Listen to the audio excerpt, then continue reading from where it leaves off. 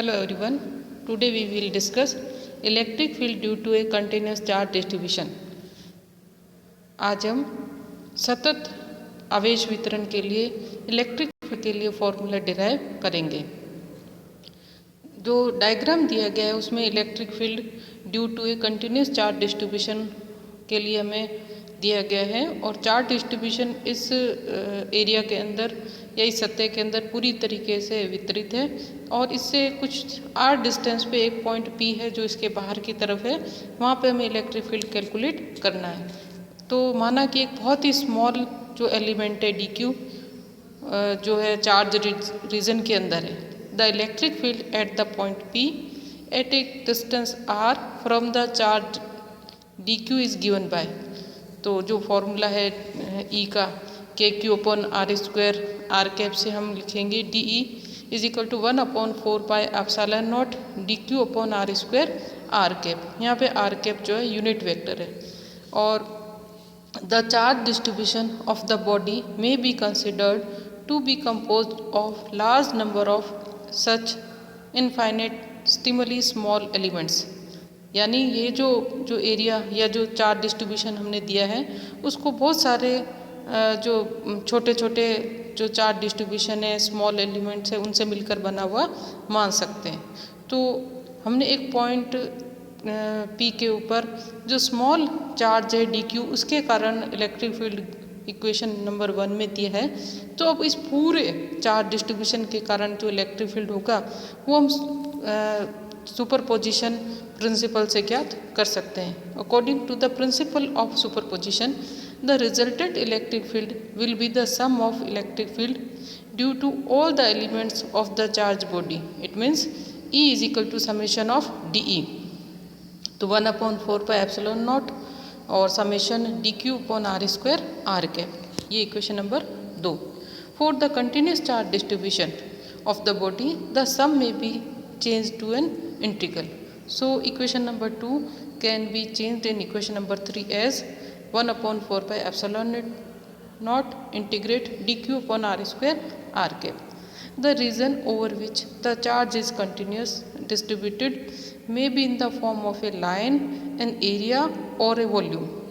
यानी जिस charge distribution जो है वो जिस रीजन में है वो एक लाइन के अकॉर्डिंग भी हो सकता है, एक एरिया में भी हो सकता है और एक वॉल्यूम के अंदर भी हो सकता है। तो उसके अकॉर्डिंग अलग अलग तरीके के इंटीग्रेशन होंगे। तो सबसे पहले लेते हैं electric field at a point due to linear charge distribution.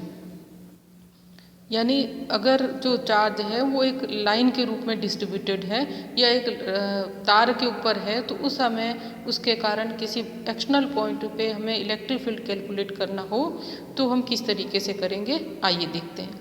When the charge is distributed on a length such as a long wire the amount of charge per unit length of wire is called linear charge density. तो सबसे पहले हम रैखिक आवेश घनत्व को परिभाषित करते हैं। लीनियर चार्ज डेंसिटी या रैखिक आवेश घनत्व क्या होता है कि जो आवेश की मात्रा जो इकाई लंबाई पर वितरित होती है, ये इकाई लंबाई पर जो आवेश है वो रैखिक आवेश घनत्व या लीनियर चार्ज डेंसिटी कहलाता है। Amount of charge per unit length of the wire is called linear charge density. इसको हम लैम्बडा से शो करते हैं और इसकी यूनिट होती है कूलम पर मीटर।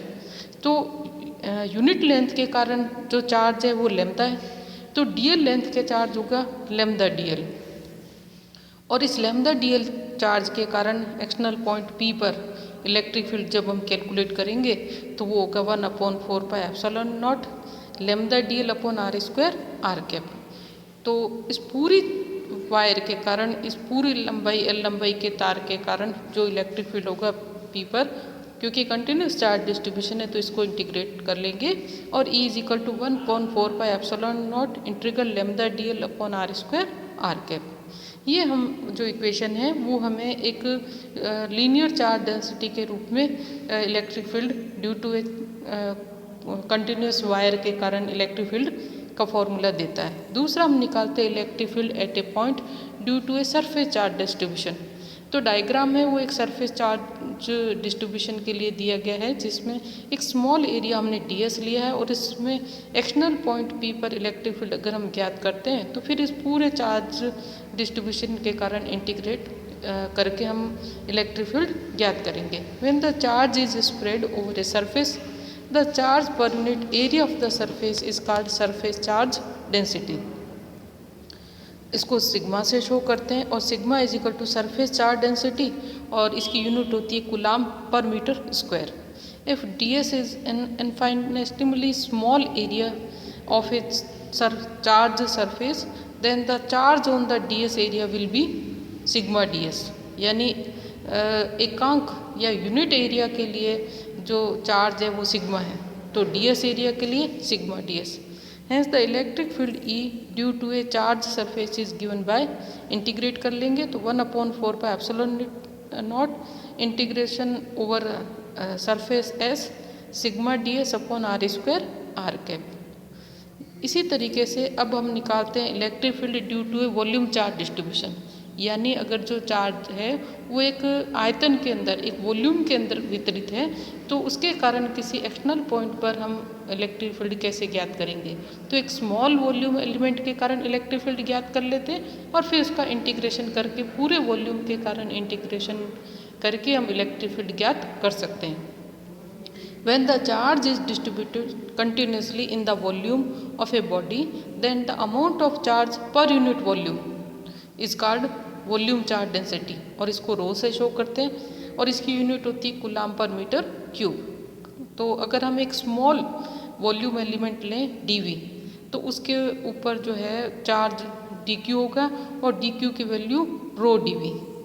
और जब इलेक्ट्रिक फील्ड जो है उस पॉइंट P पे अगर हम ज्ञात करेंगे तो वो हो जाएगा 1/4 pi epsilon naught rho dv upon r square r cap. Then the electric field at a point P due to the entire charge volume distribution given by E is equal to 1/4 pi epsilon naught integrate over V rho dV upon r square r cap। तो इस प्रकार हम देखते हैं कि ये depend करेगा कि आपका चार्ज डिस्ट्रीब्यूशन एक रेखा के ऊपर है, एक लाइन के ऊपर है, एक एरिया में है या एक वॉल्यूम है, और उसी तरीके से हम उनके लिए इलेक्ट्रिक फील्ड एक एक्सटर्नल पॉइंट पे कैलकुलेट कर सकते हैं। अब हम एक न्यूमेरिकल करते हैं। Charge 2e is placed at the point A जिसके कोऑर्डिनेट्स है 1 2 3। Find the electric field intensity at the point B जिसके कोऑर्डिनेट्स है 4 5 और 10 सेंटीमीटर। तो सबसे पहले अगर हम ओरिजिन से कैलकुलेट करें और RA दिया गया है, हमें RB दिया गया है, तो हमें B पॉइंट पर इलेक्ट्रिक फील्ड कैलकुलेट करना है ड्यू टू पॉइंट जो 2e चार्ज है जो कि A पॉइंट पे है, उसके कारण जो इलेक्ट्रिक फील्ड कैलकुलेट प्रोड्यूस हो रहा है उसको कैलकुलेट करना है एट पॉइंट B। तो यहाँ पे R is equal to RB minus RA और ये कैलकुलेट करेंगे तो ये आएगा 3i plus 3j plus 7k। इसको मीटर में कन्वर्ट कर सकते हैं। अब magnitude of R is equal to 10⁻⁻2 √9 plus 9 plus 49, ये आएगा √67 और मीटर में कर लेंगे तो 10⁻⁻2 मीटर। यूनिट वेक्टर निकालेंगे तो ये होता है vector R upon magnitude of R और ये आ जाएगा 3/√67 i cap plus 3/√67 j cap plus 7/√67 k cap. Now electric field E is equal to 1/4 pi epsilon naught 2e upon r square r cap. ये हम सब वैल्यू सब्स्टिट्यूट कर देंगे और इसकी वैल्यू आएगी 5.25 इंटू 10⁻⁸ ब्रैकेट में 3i plus 3j plus 7k volt पर मीटर। तो इस तरीके से हम किसी चार्ज डिस्ट्रीब्यूशन के कारण किसी अदर पॉइंट P पे इलेक्ट्रिक फील्ड कैलकुलेट कर सकते हैं।